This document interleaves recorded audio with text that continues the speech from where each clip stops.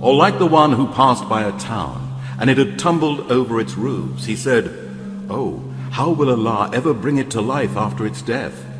So Allah caused him to die for 100 years, then raised him up again. He said, "How long did you tarry?" The man said, "Perhaps I tarried for a day or part of a day." He said, "No, you tarried for 100 years.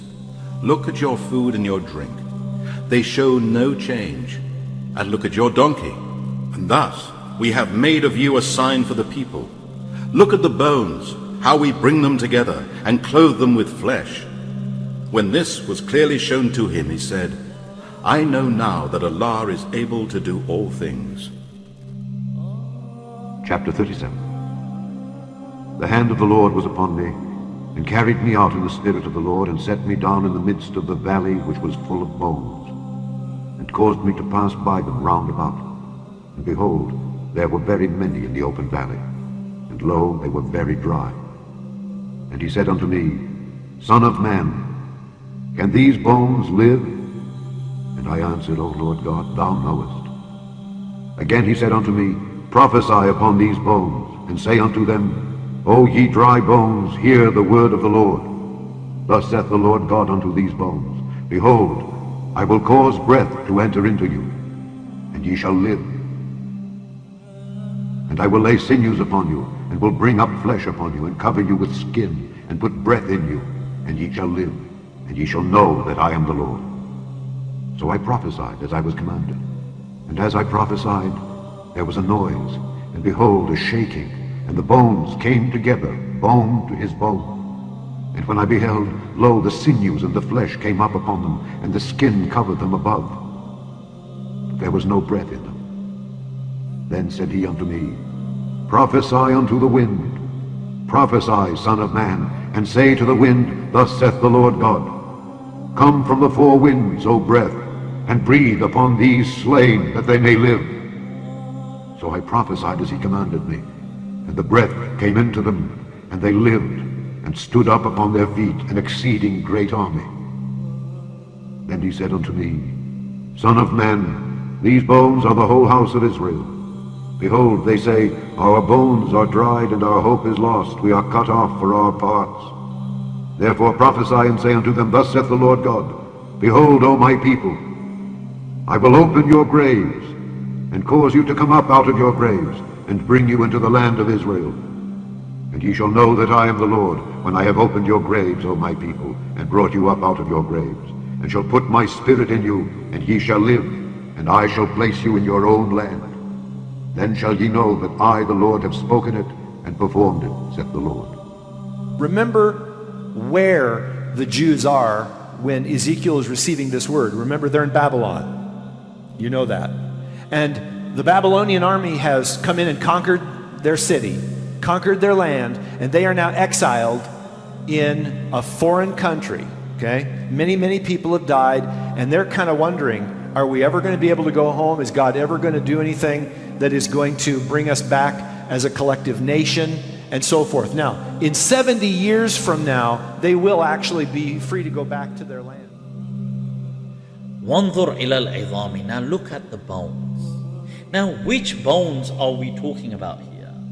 People assume that, oh, this must be the bones of the donkey. But Allah stopped talking about the donkey already, because He said, and will make you a sign for people. Now look at the bones.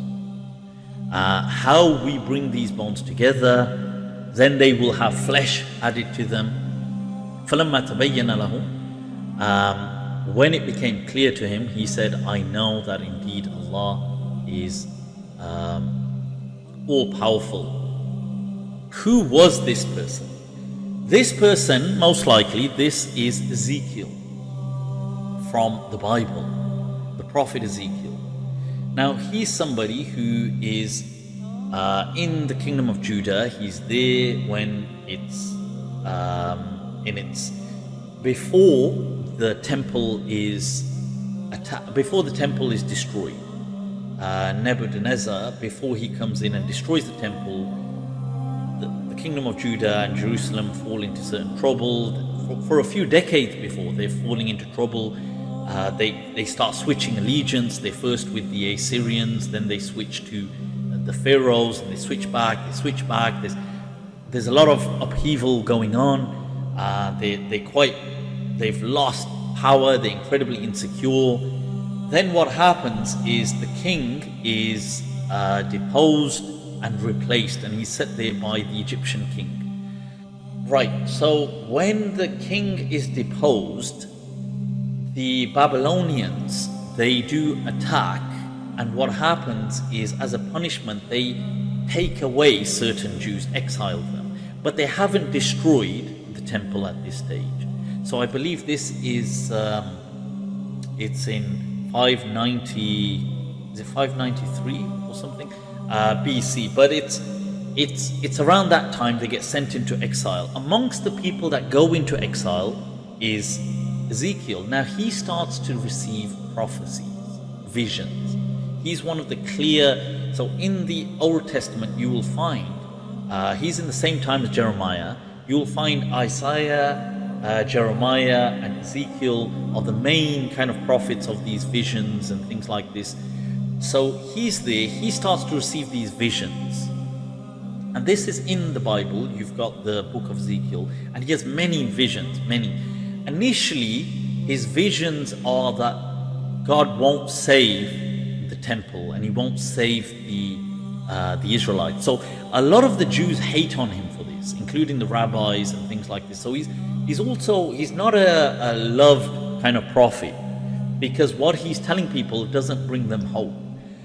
Then after 7 years or so, Nebuchadnezzar goes and he destroys the temple. So his visions start to actually, when he was telling people that God is not going to save us, it starts to eventuate and be realized. So people, some people obviously see this as maybe he's telling the truth. Here he starts to give more visions about, look, basically, because we don't have a worldly foundation, we need to establish a spiritual one. And he contributes to this, as does Jeremiah and other people, that establishing all of a sudden we don't have a temple, but we have a spiritual foundation. And what Ezekiel contributes is with his visions. Along the way, one of the most powerful visions he has is this valley of the bones. God brings Ezekiel to a valley full of dry bones. Now this is in a dreamlike vision. Now God then commands him. You see, in the Bible it's slightly different. God is commanding him, and God asks him. In the Qur'an, he is asking God, but there God is asking him that about these bones, and God reveals to him to carry out a prophecy to them, like to prophesize to them. Whenever he's asked to do his prophecy, it is to spread his hope, vision of hope. These bones start to then get covered in flesh and skin, and God reveals that these dead bodies that are all arising are the people of Israel who are in exile.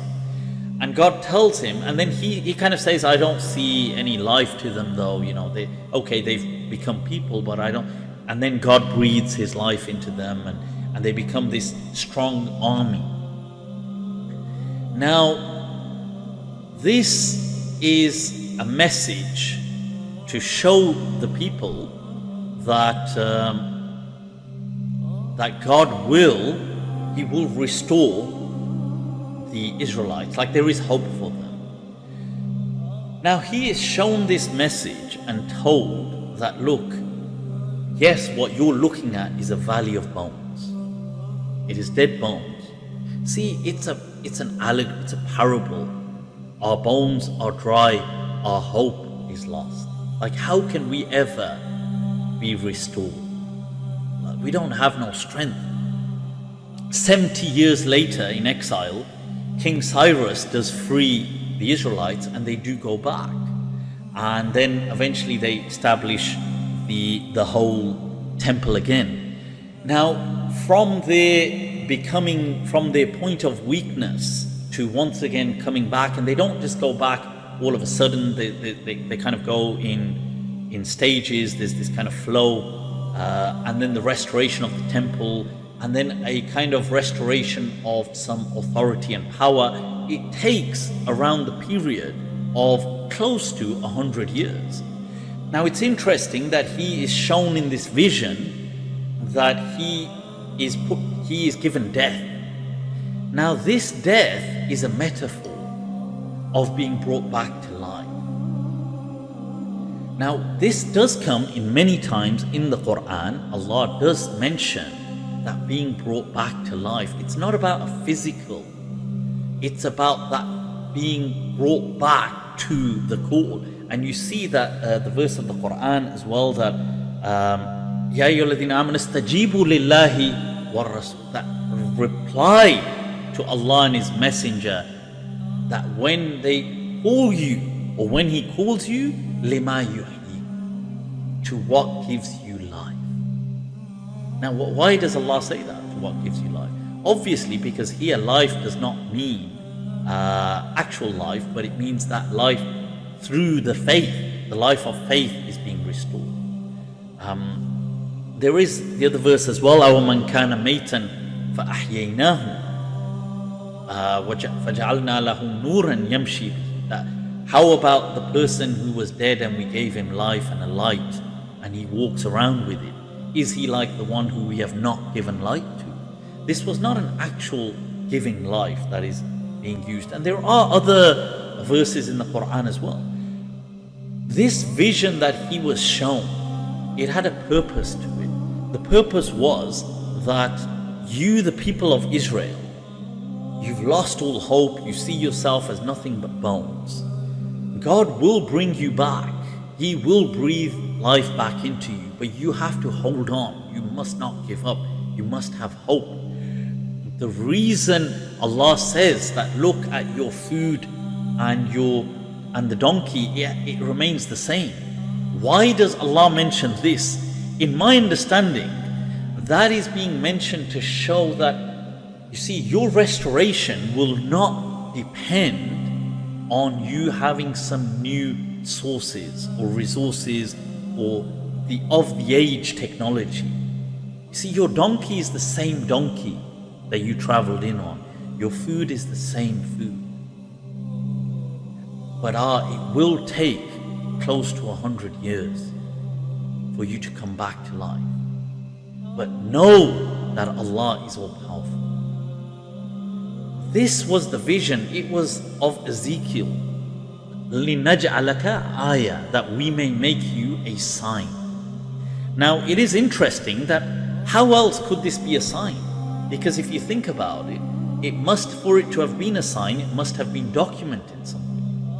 Because otherwise, if him coming back if this was real, there was nobody else there.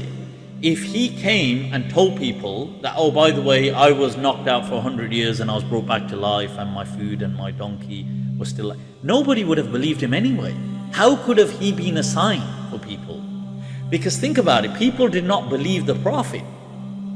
You know, the Prophet is telling people, oh, after you die and you'll be brought back to life, there'll be another life. People are saying, oh, ذَاكَ رَجْعٌ بَعِيدٌ, oh, that's really difficult, why don't you do this? They say, who will bring, قَالَ بَنْ يُحْيِي الْعِظَامَ وَهِيَ, who's going to bring these bones back to life? As in Surah Yasin, who's going to do that? He mentioned, this is what they were saying. God doesn't show it here. He doesn't show in front of the Prophet like a miracle by saying, oh, look here's an example. And here these people are clearly asking for a sign. If one man just came and said, oh, this happened to me, nobody would believe him anyway. After this verse, ironically, just to establish that, Allah brings the verse of Ibrahim alayhi salam. After this verse, you'll see that he says, Rabbi arini kayfa tuhyi al-mawta. Ibrahim alayhi salam says, show me how you bring the dead back to life. Allah said, awalam tu'min? Qala bala. I want contentment for my heart. I don't have, does anybody have that absolute certainty? They just have faith. That's what he's saying. And the Prophet said, Nahnu awla bishak, more deserving of this than Ibrahim alayhi salam. So how can it be that one man just comes? How can he be a sign for people?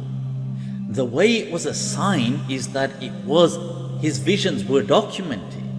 He used to express his visions. We still do find them in history in the Old Testament. Because otherwise there would have been some people would have noticed this somewhere. There would be some mention of it throughout history.